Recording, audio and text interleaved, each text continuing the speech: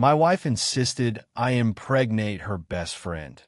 Now everything was exposed and our lives are destroyed.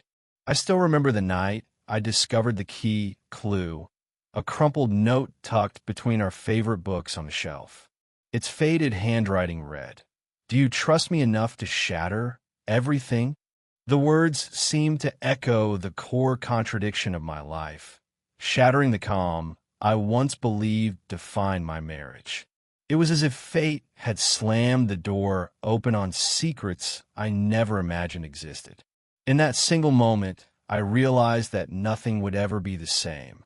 It all began on an unusually stormy evening. The sky roared outside our living room window, and lightning briefly illuminated the worn photographs that decorated our walls, a silent reminder of happier times. I had returned home earlier than usual, feeling an inexplicable heaviness in my chest. The note in my hand pulsed with a sinister allure as I tried to make sense of its meaning. My wife, Elena, was nowhere to be seen.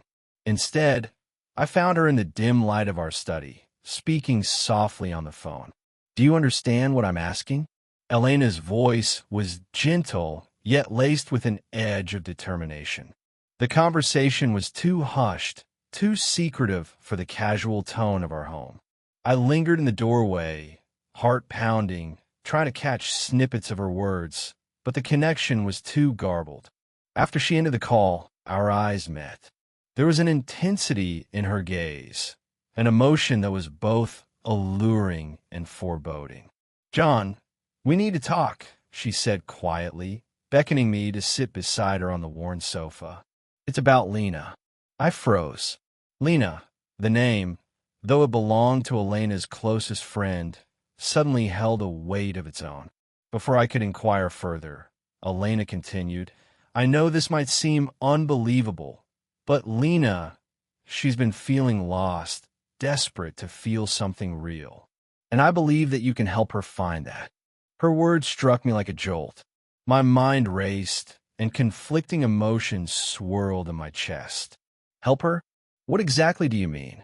I asked, my voice betraying my uncertainty. Elena hesitated, as if choosing her words with care. "She's asked you, to help her conceive a child, John.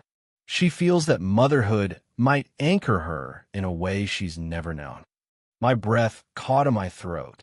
The idea was preposterous and scandalous, yet in that charged moment, it felt like a dark possibility had been unveiled before my eyes. "Why are you telling me this?" I demanded, my tone mixing anger with disbelief. Her eyes softened, but there was an undeniable glint of determination. "Because I trust you, and I believe that sometimes, to heal, we must embrace what seems unthinkable." She paused, letting her words sink in. "I understand the consequences, John, but don't you feel that we've both been trapped in a monotonous routine? Perhaps this is our chance to break free from what confines us." I sat in stunned silence, trying to process the bombshell she had just dropped. The room felt colder, the storm outside now a mere whisper compared to the tempest raging inside me. The note in my hand seemed to pulsate with a dark promise, urging me toward a choice I wasn't sure I was ready to make. Over the next few days, the atmosphere at home was charged with tension. Elena's proposal hung between us like a dark cloud, and every conversation became a careful dance around the subject. At dinner one evening, when the rain tapped steadily on the window, I could no longer contain my anxiety. "Elena, how did this even start? Lena's not just any friend. What made her come to us with this idea?" I asked, tried to keep my tone neutral despite the tremor in my voice. She sighed, pushing her food around the plate. "It wasn't an easy conversation, John.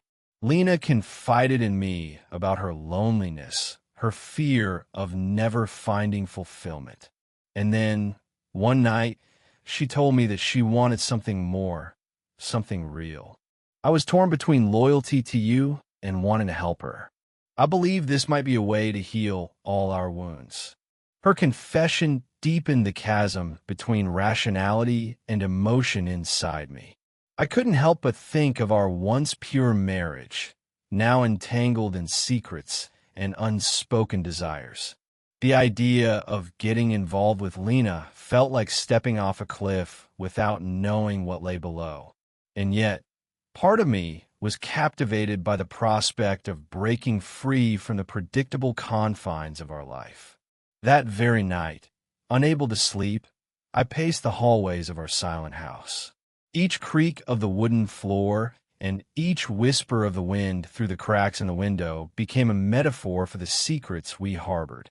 I recalled a conversation from years ago, a distant echo of my mother's warning. Every choice has its price, John. Some sins are not forgiven. The thought made my heart sink further, yet it also planted a seed of morbid curiosity. I decided to confront Elena one last time before making any decision. The next morning, while the storm had passed and the early rays of sunlight filtered through her curtains, I approached her as she sipped her coffee in the kitchen. Elena, I need to understand what's really going on. Are you sure this isn't just a way to escape something else? Something hidden that you're not telling me? I asked, my voice steadier than I felt. Elena looked at me, her eyes glistening with unshed tears, and replied softly, John, I'm not trying to escape. I'm trying to fix what's been broken between us and within Lena. We all have our scars. Sometimes the only way to heal is to face them head on, even if it means breaking the rules we've set for ourselves. Her words, filled with a strange mixture of hope and desperation, left me with more questions than answers. Was this really about healing, or was it a manipulation to control the course of our lives?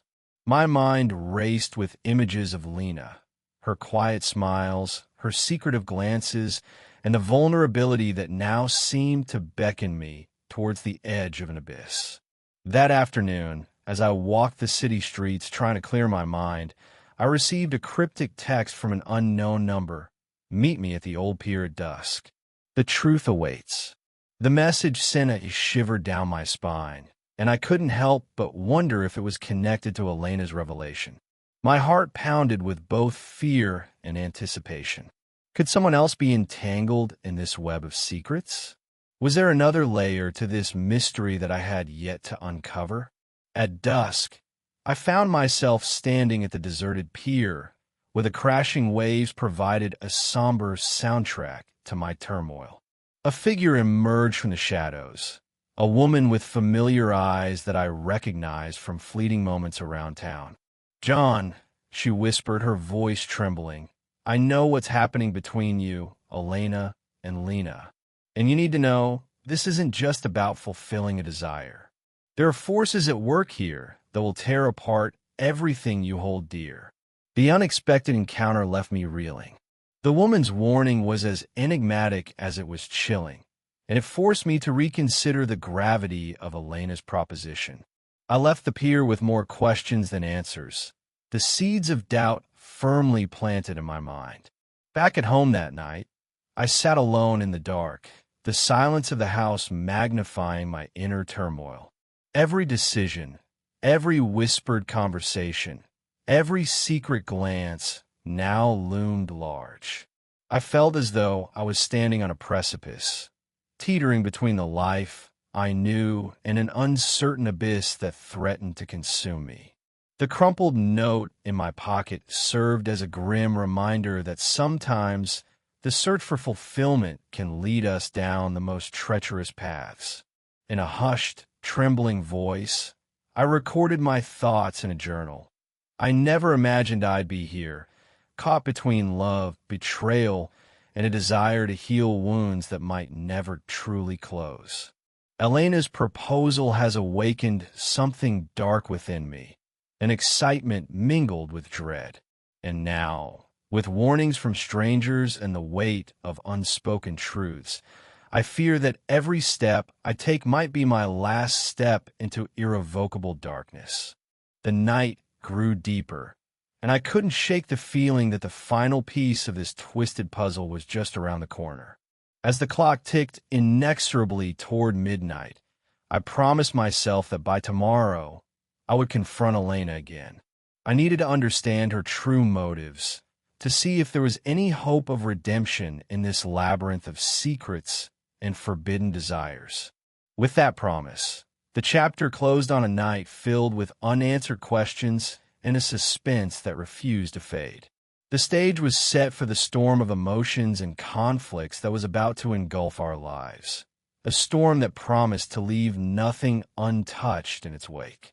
I still remember the exact moment when the unavoidable collision of fate and desire began, when I discovered a text message on my phone that simply read, "Tonight, no more hiding." It was as if the universe had pulled me abruptly into the eye of a moral storm, where every instinct warned me to run while every fiber of my being dared me to stay. That message, combined with Elena's earlier confession, ignited a chain of events that would soon blur the line between duty and betrayal. The morning after Elena's unsettling revelation, I awoke with a knot of dread coiled deep in my stomach. I barely slept, tormented by visions of clandestine meetings and whispered promises that hinted at something darker than I had ever imagined. Determined to face the situation head-on, I resolved to confront the impending act that Elena had proposed, an act that promised to alter our lives irreversibly.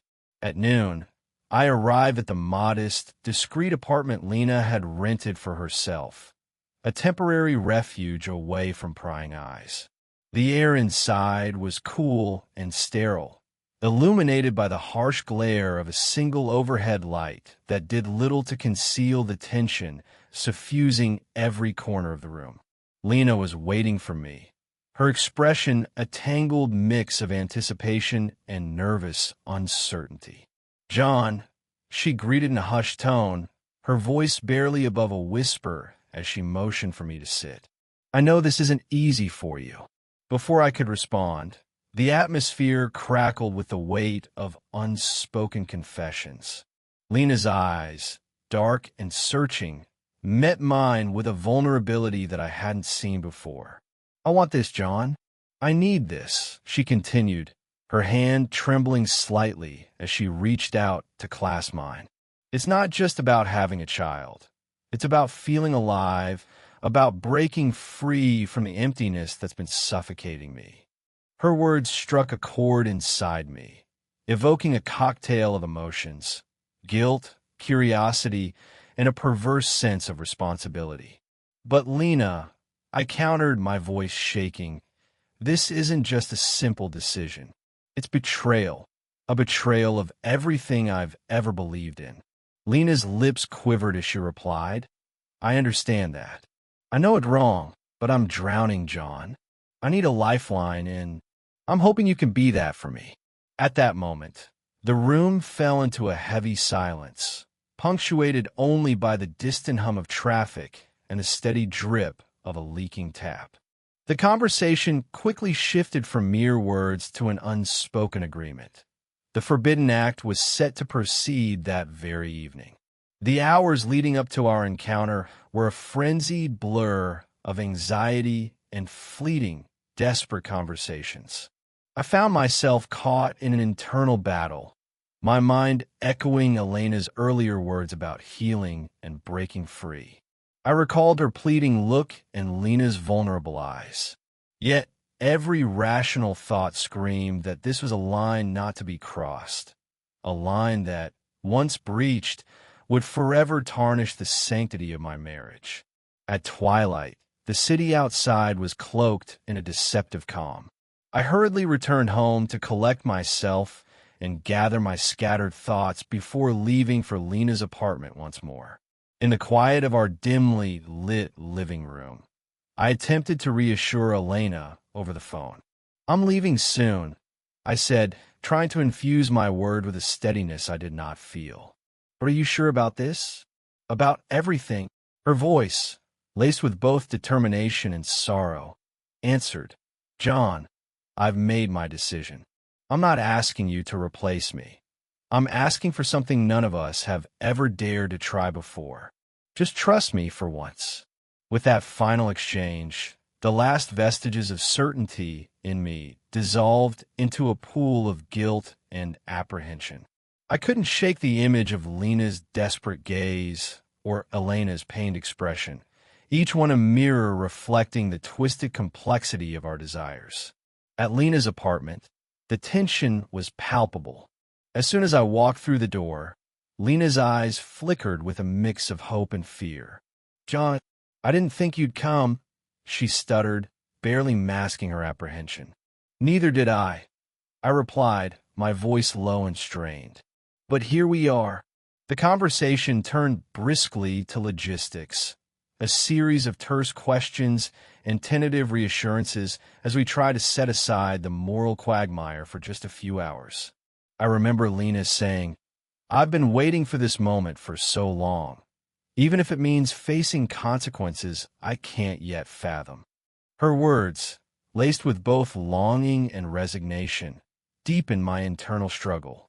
Before we could proceed, an unexpected knock at the door sent shockwaves through the room. Lena froze, and I instinctively moved to the door, my heart hammering in my chest. When I opened it, I found a courier holding an envelope. He didn't say a word, just handed it over and vanished into the dusky evening. I broke the seal and unfolded the letter, and my eyes widened as I read its contents. The truth has a way of emerging. Be prepared. No signature, no hint of who it might be. This ominous message underscored the perilous nature of our undertaking and left a chilling residue of foreboding. After a brief, charged exchange of looks with Lena, we resumed what we had set out to do. The room, once merely a backdrop for our conversation, now seemed like a crucible where the essence of our souls would be exposed. The forbidden act unfolded in a series of moments that were as agonizingly slow as they were heart-wrenchingly brief. Every touch, every whispered word, was a battle between the physical and the ethical, a conflict that left both of us teetering on the edge of self-destruction. In between the fragmented dialogue of our encounter, I managed to murmur, "Lena, why do you really need this?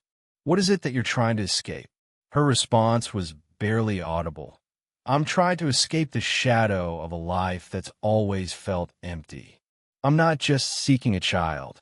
I'm seeking a future where I'm not forgotten." The words resonated with an intensity that left me reeling. It was as if, in that instant, the act had morphed from a mere physical transaction into a desperate cry for salvation. Yet, as the initial fervor subsided, the enormity of our actions crashed down upon us. The room was suddenly filled with the sound of our labored breathing, a stark reminder that nothing would ever be as it once was. Afterwards, we lay in a disheveled heap on a rumpled settee, the silence between us heavy with regret and unspoken dread.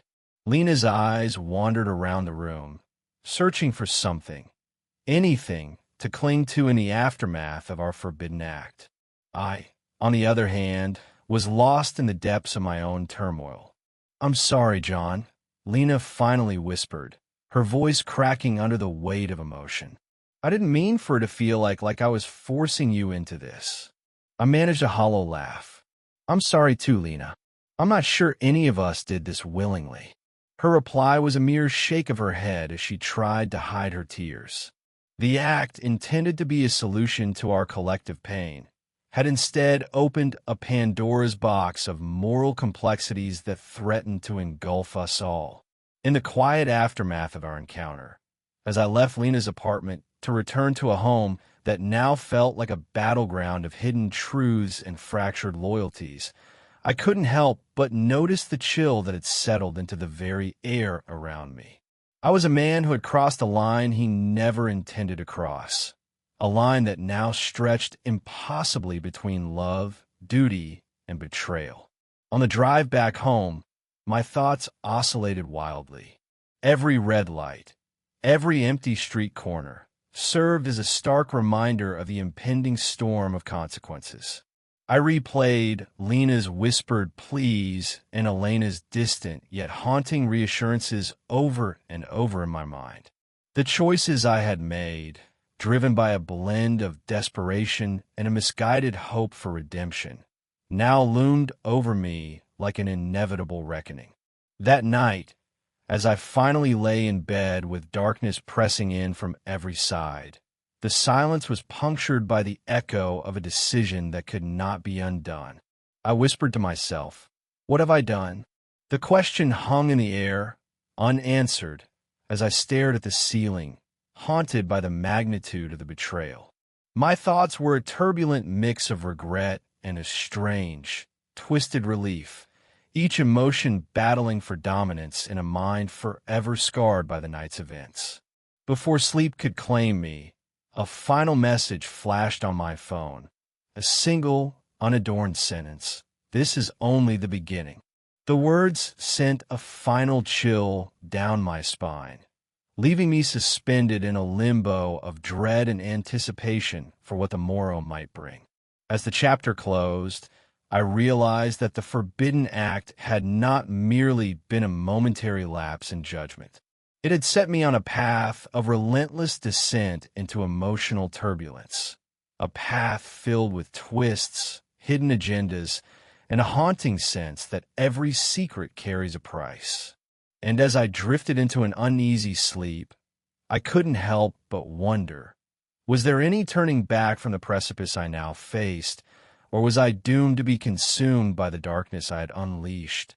"Your secret is out," the message read, a brief, stark declaration that shattered the illusion of control I had clung to since that fateful night. It arrived on a cold morning when the world outside seemed as if it were holding its breath. I stood frozen in our kitchen, the phone clutched tightly in my hand, as a crushing sense of inevitability washed over me. Every plan I had made to keep our transgressions hidden was crumbling before my eyes. That same morning, as I sat at the breakfast table with Elena, an unspoken tension lingered like a dense fog. Elena's eyes darted nervously from her untouched coffee to the window, where dark clouds promised an imminent downpour. The atmosphere was electric, charged with the fear that our secrets might no longer be confined to whispered conversations and furtive glances. "Elena, did you see this message?" I asked, sliding the phone across the table. My voice was low and urgent, loaded with both disbelief and dread. Her face paled. "No, John, I haven't. But it's not surprising," she murmured, glancing away as if the truth was too painful to confront directly. "There's been talk around town. People have started noticing little things, strange meetings, hushed phone calls. It seems someone's been watching." Before I could respond, our conversation was abruptly interrupted by a knock on the door. I exchanged a worried look with Elena as I walked over to answer.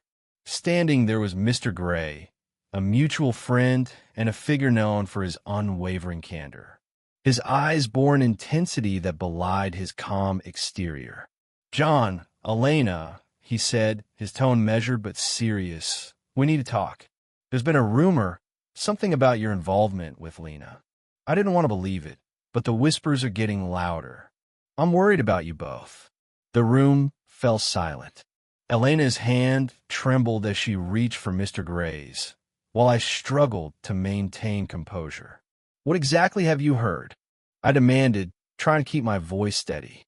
Mr. Gray's gaze shifted between us. "It's not just idle talk. I saw Lena in a cafe meeting with someone who wasn't her. I can't say more, but be cautious. Sometimes secrets have a way of catching up to us when we least expect it." His words, though vague, sent a chill down my spine. Once Mr. Gray left, Elena and I retreated back into the privacy of our living room, where the silence was deafening. The conversation that followed was terse, punctuated by pauses and half-spoken words that hovered in the air. "Elena, are you hiding something else from me?" I finally asked, unable to contain the mounting frustration and fear. She sighed heavily, her eyes welling up with tears. John, I didn't plan for it to go this far. Lena, Lena confided in me about her loneliness and her need to feel alive. I thought that if we took this step, we could all heal our wounds. But now, I see it's tearing us apart. Her confession hit me hard. I felt like I was drowning in a sea of betrayal and regret. But why, Elena? Why would you believe that this was a path to healing? I asked, my voice thick with both anger and sorrow. Elena's voice cracked as she explained. I felt trapped in a marriage that had grown too predictable.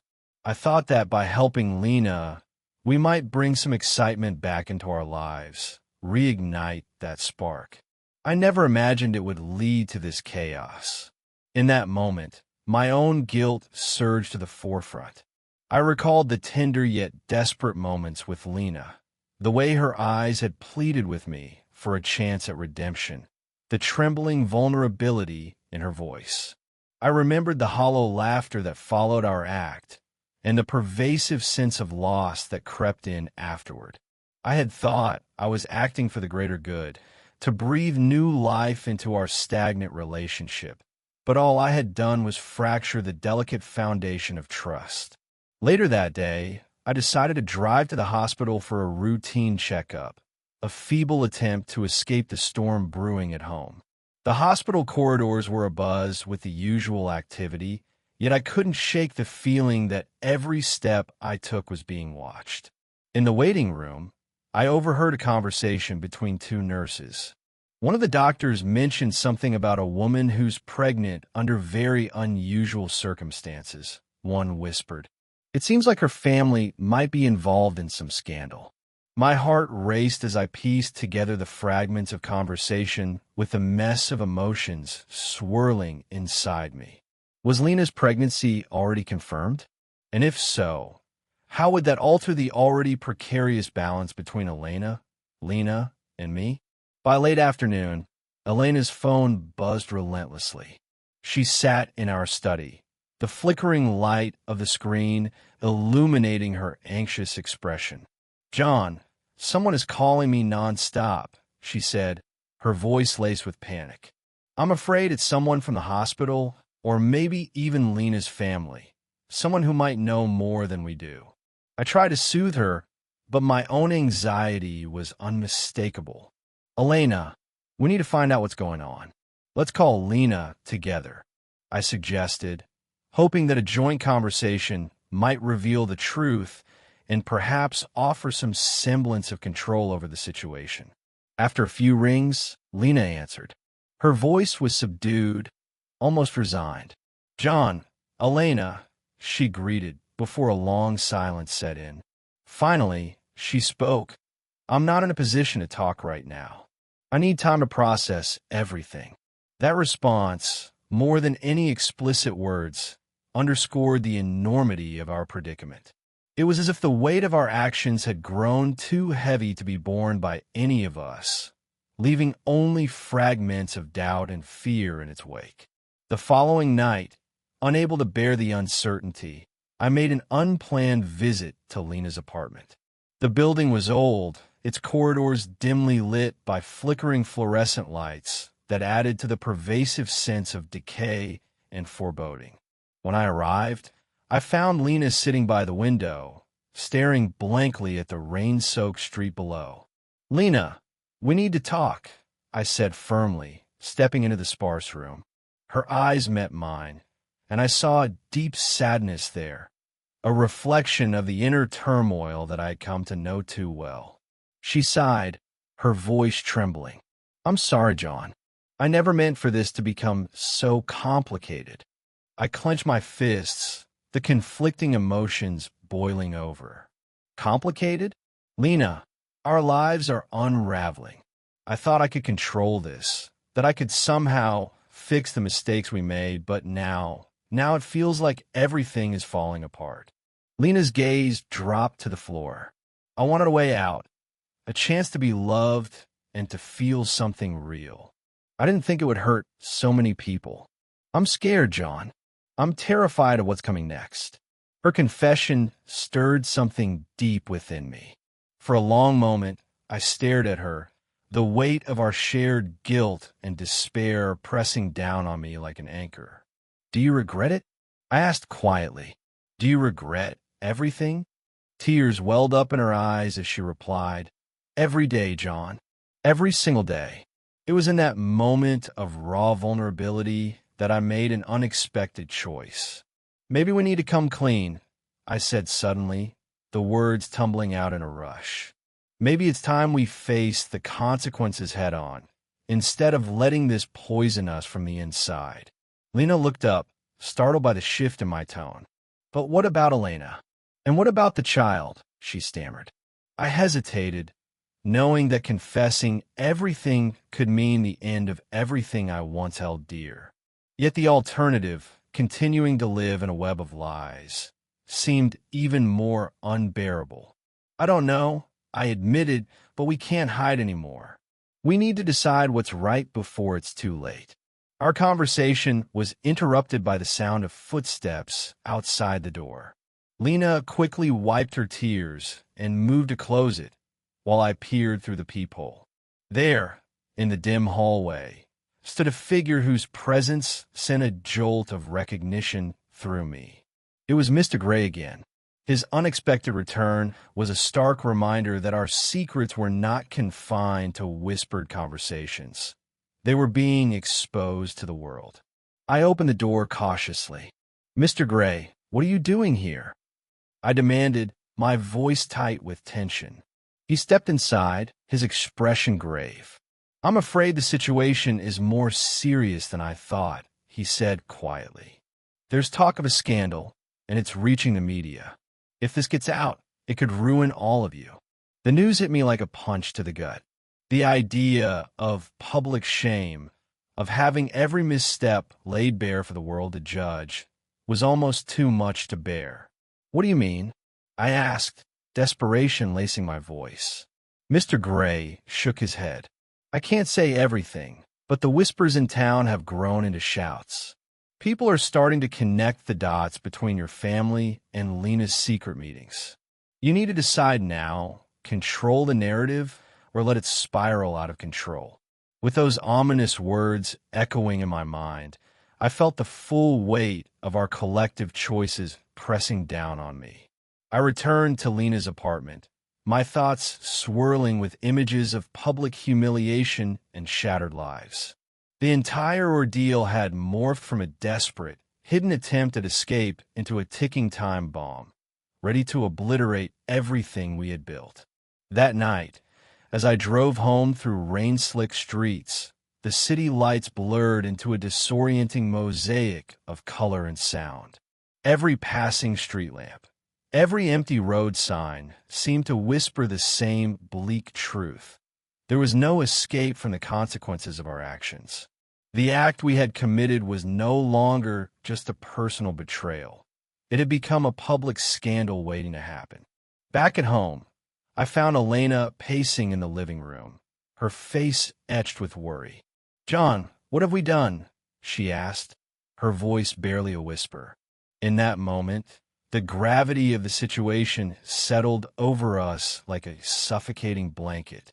I knew that the coming days would force us to confront not only our personal demons, but also the judgment of a world that might never understand our tangled motives. As midnight approached, I sat alone by the window, watching the storm rage outside, a mirror to the chaos unfolding within me. Every choice, every secret now carried the weight of impending doom, and as I stared into the darkness, one final thought chilled me to the core. Could we ever find redemption, or were we destined to be forever trapped in the unraveling of our own making? The chapter closed with an unanswered question hanging in the air, a promise of more revelations, more heartbreak, and a relentless descent into the consequences of our forbidden actions.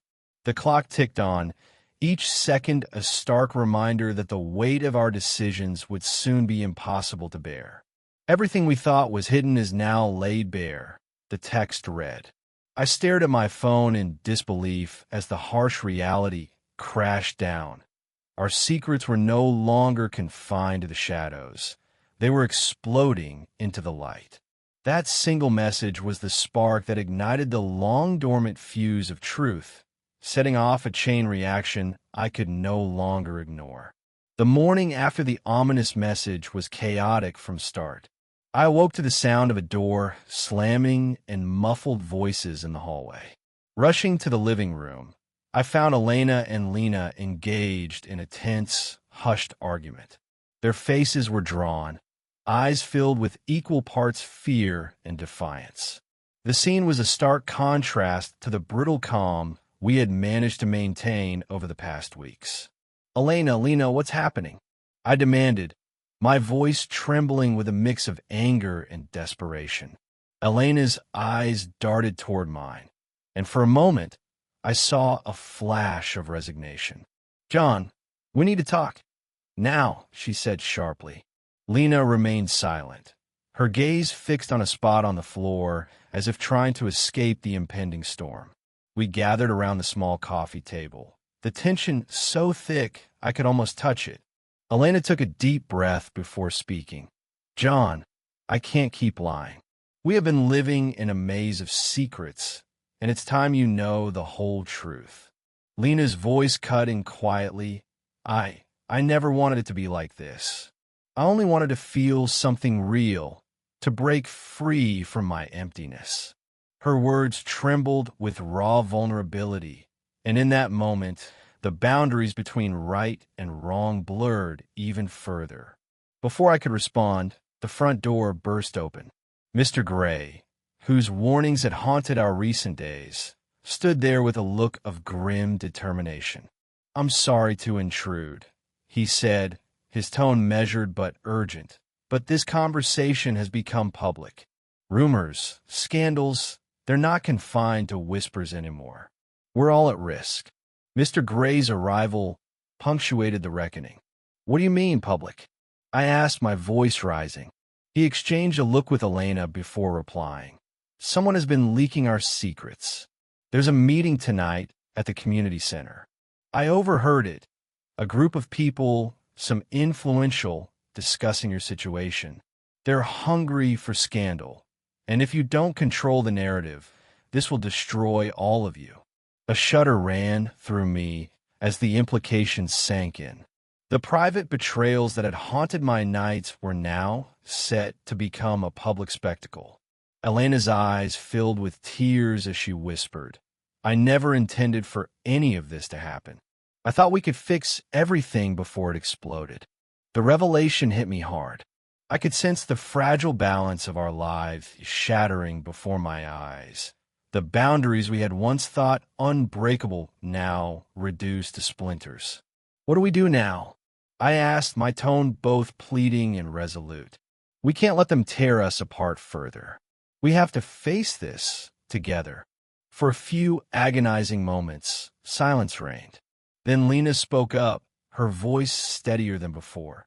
"Maybe it's time we come clean publicly. We hide no more. If we reveal every truth, we might just regain some control." Her suggestion was as dangerous as it was unexpected. I felt a wave of conflicting emotions. Part of me wanted to run and hide, to keep our mistakes buried, while another part recognized that honesty might be the only way to salvage our crumbling world. My mind raced. How do I confess my betrayal, my guilt, and the twisted desire that led me to break my marriage vows? Yet, hiding any longer promised only more pain. "Lena's right," I said slowly, feeling the weight of the decision settle over me. "We have to call a press conference. I know it sounds insane, but if we control the narrative, we might be able to mitigate the damage." Elena looked at me with a mixture of disbelief and relief. "You do that?" she asked, her voice cracking. "Exposing everything. Our lies, our secrets. That's the last thing I ever wanted." "I know," I replied, my own voice thick with regret. "But I can't live like this, in constant fear of the past coming back to destroy us." We need to own up to our mistakes, or we'll be crushed by the weight of them. The day moved in a blur of frantic activity. I made calls to a trusted lawyer, arranged for a meeting with a local journalist who had shown interest in human interest scandals, and prepared myself for what would be the most painful confession of my life. All the while, I wrestled with an inner battle, a deep, gnawing anxiety about betraying Elena further, about exposing the raw, unfiltered truth of our broken marriage. That evening, as twilight gave way to the dark embrace of night, I found myself in a stark conference room set up at the community center.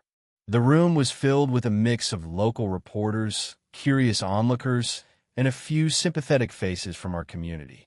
The tension was palpable, every eye fixed on me as I took a deep breath and stepped forward to speak. "Good evening," I began, my voice steady despite the turmoil inside me. "I'm John, and I have a confession to make, one that will undoubtedly shatter the illusions many of you have held about my family." I paused, letting the silence amplify the gravity of my words. For months now, my wife Elena, our dear friend Lena, and I have been entangled in a web of secrecy, betrayal, and misguided attempts at healing. I stand before you to take full responsibility for my actions. The room erupted in murmurs.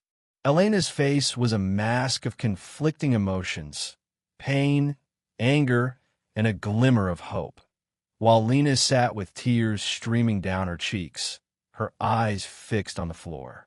I continued, "I betrayed the vows of my marriage in a moment of weakness, a decision driven by desperation and a desire to escape the suffocating routine of my life.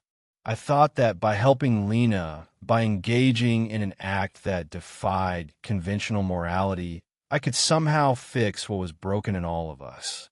But I was wrong. I was blinded by my own fear and confusion." As I spoke, the raw honesty of my confession began to draw gasps and shocked exclamations from the crowd. I saw Mr. Gray nod in approval, his earlier warnings vindicated by my admission. Yet, even as I bared my soul, the internal battle raged on, a struggle between the need to be truthful and the crushing guilt of having betrayed those I loved. "Elena, Lena, I'm sorry," I said, voice trembling. "I'm sorry for the pain I've caused you both, and for the trust once shattered. I understand if you cannot forgive me, but I needed to say this so that our lives won't be defined by lies any longer." Before anyone could respond, a heated argument broke out at the back of the room. A local reporter shouted, "Is this a cry for help or a ploy for attention?" The question hung in the air, intensifying the already explosive atmosphere. Elena stood up abruptly, her voice piercing through the chaos. "This isn't about attention. It's about truth. We made terrible mistakes, but we're trying to make amends." Lena's hand reached for Elena's, and for a moment, I saw a glimmer of reconciliation between them, a shared understanding of the emotional turmoil that had brought us to this precipice. I interjected softly, "We must face the consequences of our actions, no matter how painful they are." The press conference, intended to be a step toward redemption, spiraled into a whirlwind of questions, accusations, and disbelief. Every minute felt like an eternity as the crowd demanded details, and I could only offer fragments of a narrative that was as complex as it was heart-wrenching. After the session, as the crowd began to disperse, I found myself alone with Elena and Lena in the quiet back room of the community center. The air was thick with unspoken words, the weight of our shared confession still hanging heavily around us. "Elena," I said quietly, "what happens now? I feel like we're standing at the edge of an abyss, and I'm not sure if we can ever come back from this." Her eyes met mine, filled with both sorrow and determination. "John, I don't have all the answers, but I know that from this moment on, we must confront our demons, no matter how painful it is." "Lena," still wiping away her tears, added, "We made choices that have fractured everything, but perhaps, just perhaps, we can rebuild, even if it means starting from the very bottom." In that charged moment, I realized that our lives were irrevocably altered. The shattered boundaries of our marriage, our friendship, and our individual identities were now laid bare for all to see. And yet, within the ruins, there was a spark, a possibility that through honesty and acceptance, we might find a way to heal. Later that night, as I drove home in silence, the city lights blurred past me, each one a reminder of the public spectacle our lives had become. The confession had unleashed a torrent of repercussions: media scrutiny, community judgment, and the ever-present risk of losing everything I held dear. But amidst the chaos, I also felt a strange relief. The burden of deceit had been lifted, replaced by the painful yet liberating truth. I couldn't help but wonder if this was the beginning of our redemption or simply the prologue to our ultimate downfall. The internal struggle that had plagued me for months now gave way to a resigned acceptance, an acknowledgement that sometimes the only way to mend a broken heart is to shatter it completely first. Before I could answer those questions, my phone rang again. This time, it was Elena. "John," her voice was soft yet urgent. "We need to meet tomorrow. There's something I must show you, a final piece of this puzzle." Her words sent a fresh wave of suspense through me. As I hung up, I stared out at the darkened road ahead, knowing that the next chapter in our tumultuous journey was about to unfold. I had crossed lines that could never be uncrossed, and now the ultimate reckoning awaited us, a reckoning that would decide whether we could ever find solace in the wreckage of our shattered boundaries. And so, as I parked my car outside our home, the weight of the day's revelations pressed upon me. The past was out in the open, the future uncertain, and every step forward was a step into uncharted territory. My heart pounded with the realization that our lives, once defined by simple certainties, were now an intricate tapestry of pain, truth, and a desperate hope for forgiveness. With one final glance at the night sky, I whispered to myself, "This is it, the turning point. There's no going back now."